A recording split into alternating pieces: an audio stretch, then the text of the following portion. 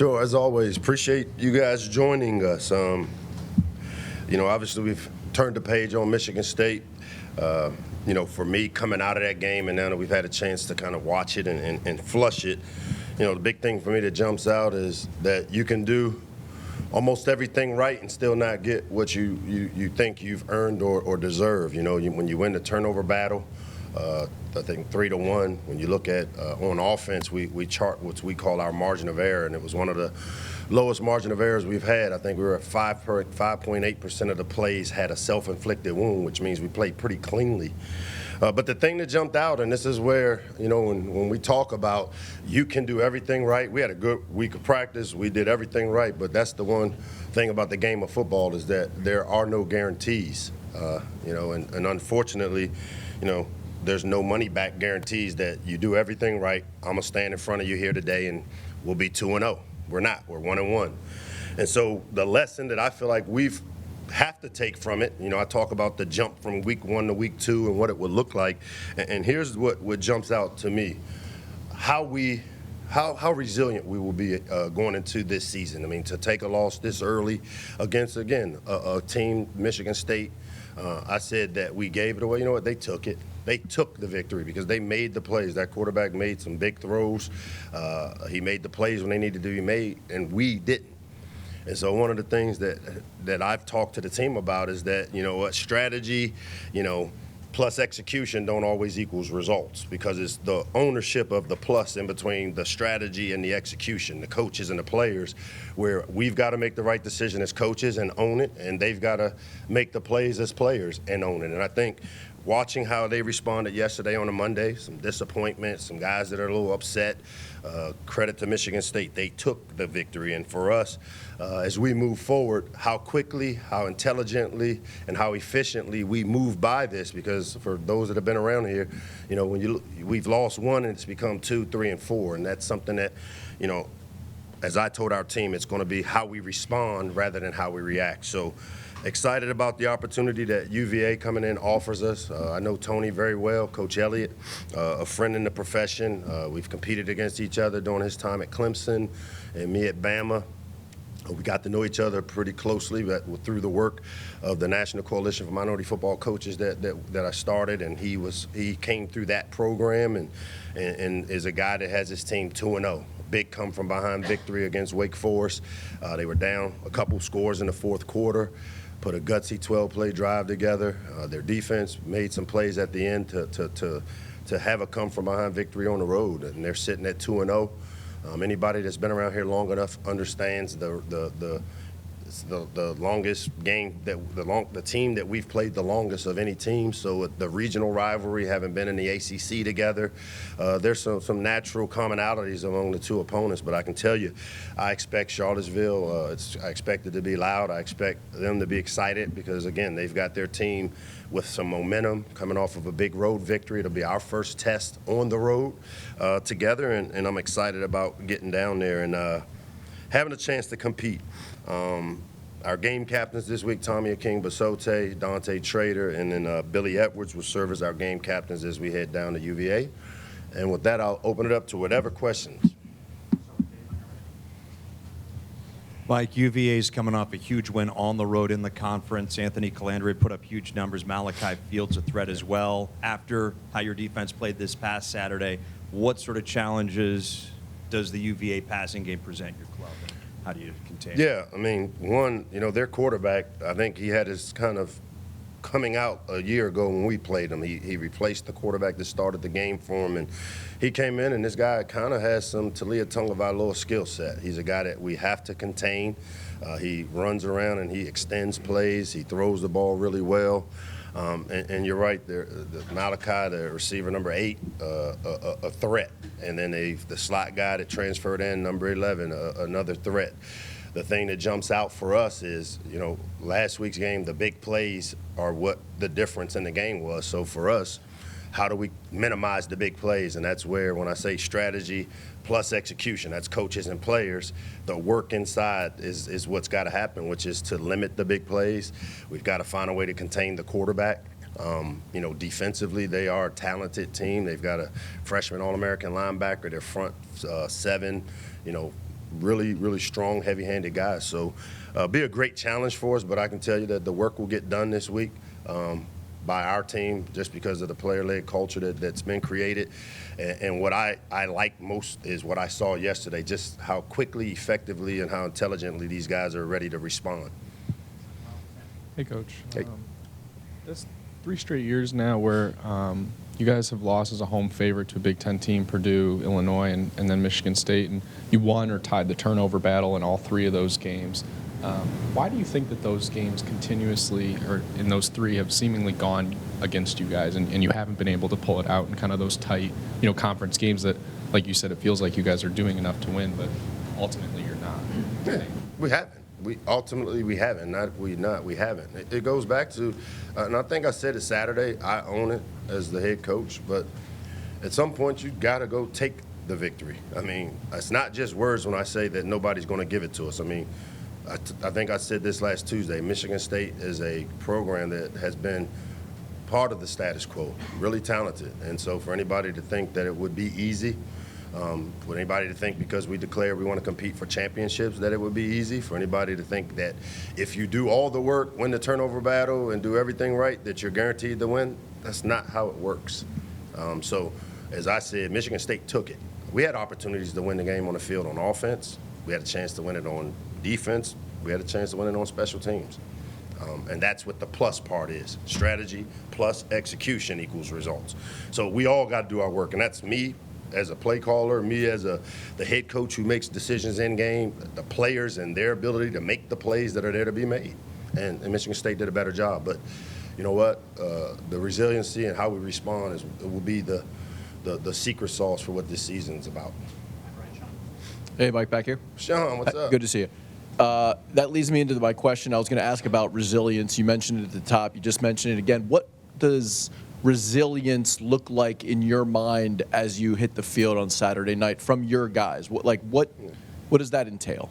It entails not being distracted because of a setback.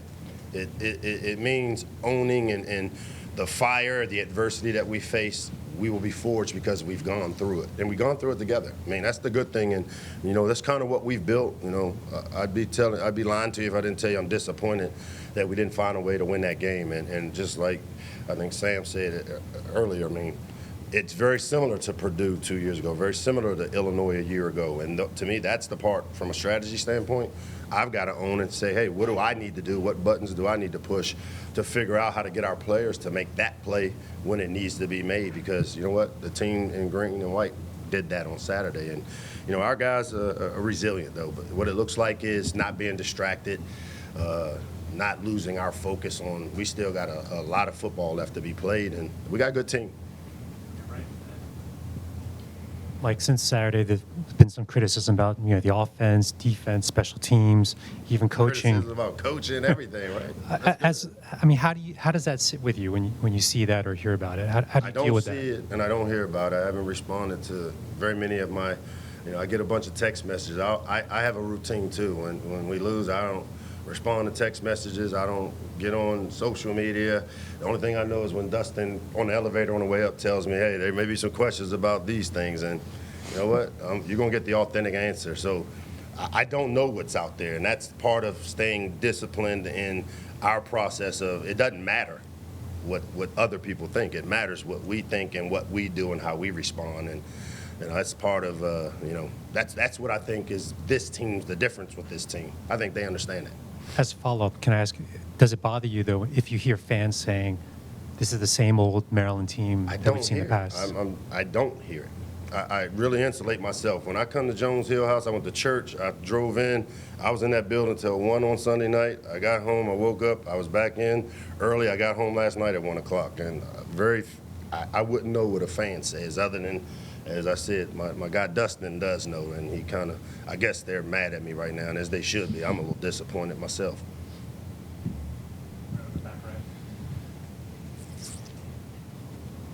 Hey, Coach, Ty leads all receivers in the nation in receiving yards. How are you able to kind of utilize his skill set and keep building upon what he's been able to do through the first 2 weeks while still being able to maybe establish the run and let Roman go off a little bit?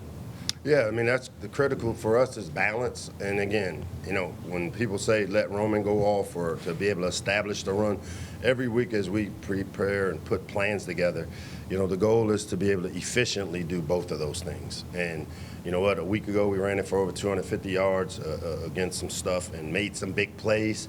But the consistency up front is what we're working to continue to do, figure it out. We had some growing pains a week ago. A really tough front, a front seven that, heavy-handed guys, Big Ten football. I mean, it was a very early segue into Big Ten play for our team, and to be able to, deal with that early, be able to make the necessary corrections. I expect us to be able to establish the ability to do both, run and throw efficiently as we continue to work through the season. Hey, Mike. George. I know you don't control the schedule and everything like that. I preface it, but the last of a 2-year series against Virginia. I know Virginia Tech's coming up in a few seasons, but this will be the last time you play Virginia for the foreseeable future. Is that a game and a rivalry you'd like to see kept from both sides of the Potomac in the future? You know what? I with the non-conference stuff, a lot of these non-conference stuffs, I am involved with that piece of it. The conference schedule is the part when it shows up and all those things. And I think I've shared my philosophy. I've talked to Colleen, my boss, who I work with to do the scheduling. I like the regional rivalries. I like a Virginia, a West Virginia, a VTech, old ACC foe. Those are good for Maryland. They're good for our program. They create some excitement because of some of the past. Obviously UVA being a regional rivalry. We've got guys from their state. They've got guys from our state. Anytime we have a chance to keep some of these games alive, because like I said, it's the longest game that we've played against an opponent over the years, I think it's good for us.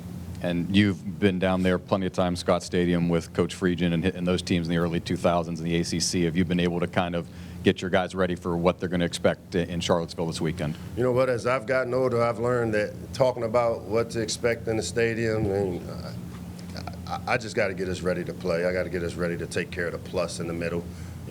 Me create the strategies for us, offense, defense, special teams, the players, go execute it, and then the work in between. And knowing that there's no money-back guarantees on Saturday that we're going to get the victory. Hey, Coach. What's up, man? So there was the secondary struggled at times Saturday. Would there be anything schematically or personnel-wise you'll be changing, or is it just kind of a matter of letting the young guys grow and get better? Yeah, man. We've dealt with these growing pains. Deontay Banks, who's a first-round draft pick as a true freshman, he had rough days a couple times too. And I'm gonna just tell you, we got to keep the ball in front of us. Obviously, we can't, play good defense. I think we gave up almost 300 yards on 5 passes. So when you talk about explosives, and they couldn't have happened at the worst times for us. And so what we've got to do as coaches is go back to the drawing board and make sure that we have talented players on the outside. They're young.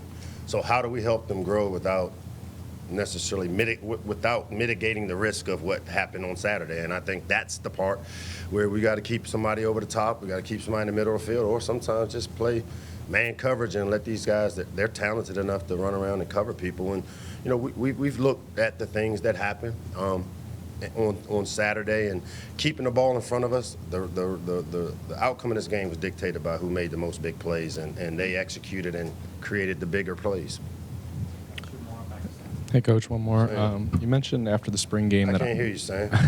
You mentioned after the spring game that Isaac Bunyan had pro potential as an offensive lineman, and what specifically led you to kind of have that faith in him and belief, and how have you evaluated how he's played through the first 2 games? Yeah, Ike plays with pad level. The big thing up front is movement and strength, and Isaac is a strong guy. One of the stronger guys in our program. Has the ability to play pad on a pad, has good short area quickness, has the ability to create movement. One of the things, the way we play D-line compared to some people, is we do surface blocks. Our goal is to keep people off the linebackers on the D-line, and then there are times where we allow them to pass rush. Well, Ike has shown the ability of his leverage, his strength, and his power. And then he's smart, and to me, he has the size to hold up. I'd say he's played above average. Because when you think about it, This is his second game playing left guard in the last 4 years. And, you know, he went up against a solid front a week ago. He had his struggles, as we all did, coaches, players. And, you know, I think what you'll continue to see, though, with Ike is how he responds. And he's a good football player, and I still feel he has a chance to help us tremendously this year, especially at that left guard position.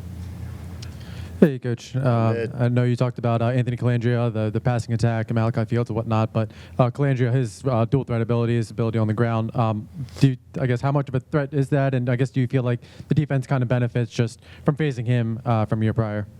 Well, he was their leading rusher a year ago, and a lot of it was not necessarily designed Q runs. These are runs.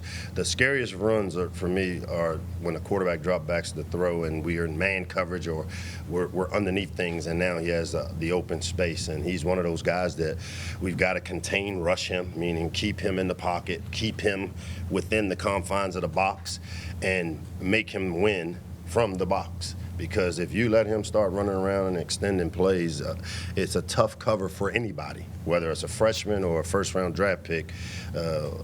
To cover guys for long periods of time, it just doesn't work that way. So we've got to affect the quarterback, and then we got to find a way to be, to be close to number 8. I mean, him and number 11 are two talented players. They find ways to get and create opportunities for him, very similar to what we do with Ty. So on the defensive side, we got to find a way to contain the quarterback and keep the ball in front of us this week. Thanks, guys.